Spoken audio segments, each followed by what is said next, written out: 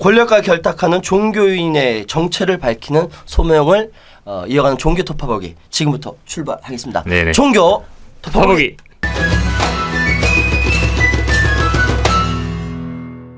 예, 오늘은 천주교 인터넷 사이트 인터넷 신문 지금 여기에 한상봉 편집국장님을 모셨습니다. 안녕하십니까? 카톨릭 뉴스 지금 여기입니다. 카톨릭 뉴스 지금 여기. 교회의 약이 되고 세상의 밥이 되는 언론이 되자. 주교회가 어떤 위상이고 또 어떤 의미를 갖는지. 그 작년 3월에 있었던 춘계 주교회의에서 내놓은 그 성명서죠. 4대강 관련 성명서인데 그 성명서 내용의 골자가 그 4대강 개발은 대표적인 난개발이다. 주교회의라고 하는 것은 모든 한국교회 주교들의 협의 기구예요. 꼭 따라야 되는 건 아니다. 그렇지만은 한국천주교회를 대표하는 기구인 거는 사실이죠. 예, 주교회 상임의장을 맡고 계시는 분이 강우일 주교님인데 강우일 주교님의 의중 자체가 이러한 그 개발주의에 대해서 굉장히 문제의식을 많이 갖고 계시기 때문에 전체적으로 한국교회 전체는 비교적 그 4대강 사업에 대해서는 전적인 반대의 입장을 갖고 있다고 볼 수는 있겠죠. 4대강 사업의 문제점 지적하고 있는 부분들이 어떤 부분입니까? 천주교에서 바라볼 때는 그것을 파헤치는 것은 곧 그분이 창조하신 세계를 파괴하는 것이다. 주교에 앞서서 정부의 주무부서 담당자를 불러서 이야기를 듣고 또 여기에 대해서 반대하는 의견을 갖고 있는 뭐 김정욱 교수님 같은 분이 오셔서 이제 같이 얘기를 했어요. 아무리 들어봐도 4대강 사업은 한국 사회의 대표적인 난개발이다. 정진석 추기경님이 주교회가 4대강 개발을 반대한 것은 아니다라는 뜬금없는 얘기가 나와서 상당히 논란이 많았던 사안인데요. 4대강 사업이 정말 반환경적이고 문제가 있는 사업인지는 내가 전문가가 아니라서 잘 모르겠고 그건 과학자들이 결정할 문제고 분석할 문제고 그 사업이 정당한 것이지 아닌지를 판단할 수 있다. 뭐 이런 입장을 표명하셨어요. 그러면은 우리 그 정추경님은 우리 과학자를 너무 믿고 계시네요. 그리고 또한 결과를 보고 판단하기엔 너무 예언자적인 모습과는 좀 거리가 먼. 네, 그분 발언이 하필이면 또 예언자들에 관한 책을 관련된 기자간담회 때 나온 얘기라 20분의 그 원로 사제들이 그 추기경님께 이번에 교구장직에서 좀 용퇴를 하시는 게 좋지 않겠는가 이런 교황청 재정자문위원회인가 거기에 재정위원을 맡고 있어요. 200억 정도를 교황청에 재정위원회 임기가 올해까지입니다.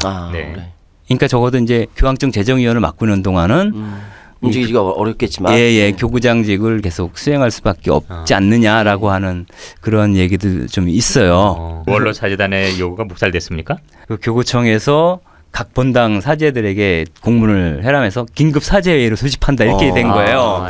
어떻게 보면 도박이라고 볼 수 있어요. 그래서 그것이 하루 만에 번복이 됐죠. 취소가 됐죠.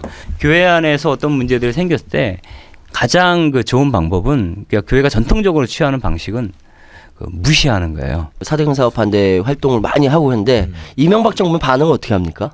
굉장히 당황했죠. 신경을 안 썼던 것 같아요. 각 주교들과 이제 접촉을 해서 다닌다 정부에서 그 얘기를 이제 저희가 들었어요. 별로 약발이 없었던 것 같아요. 실제로는 약발이 없었던 것 같고요. 불교계는 그게 굉장히 먹히는데 참 아쉽습니다. 한국의 천주교에 대해서 한국 사회에 대해서 카톨릭 교회가 우리가 보여지는 것만큼 민주적이거나 개방돼 있거나 그렇지 못한 측면들이 사실 아직 많이 있고요. 어떤 탐욕이나 욕망에 기초한 질서 이러한 질서가 지금 한국 사회에서 전면적으로 관철이 되고 있는 그러니까 정치 권력을 통해서 그런 상황이라고 보는 거고요.